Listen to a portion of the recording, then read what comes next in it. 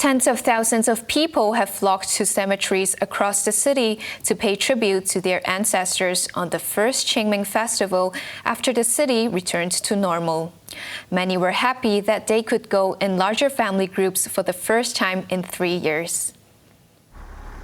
Umbrellas were in big demand as people braved the rain to flock to the Chinese permanent cemetery in Taiwan to observe the first Ching Ming Festival without any COVID curbs.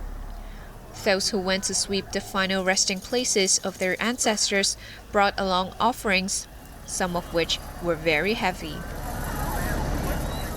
Many were glad that there are no more social distancing measures to limit the number of people per group. This woman and 9 relatives went to the cemetery. It gives us an opportunity to gather together as we rarely do so, she said, adding that they will have yum cha after leaving the cemetery. COVID had suspended the annual tomb sweeping in past years. This woman couldn't pay respects to her ancestors last year. That was because of social distancing rules, and the pandemic was very severe, she said. This man, who returned from Britain for Ching Ming and Easter, said 3 generations of his family went to the cemetery. New World First Bus put on 2 special services to the cemetery, but almost every bus was packed.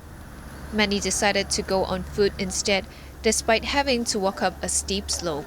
The police cordoned off part of Cape Collinson Road to make it easier for people to leave the cemetery. In Chun Mun, there were long lines for buses to the cemetery in Zhangchoi.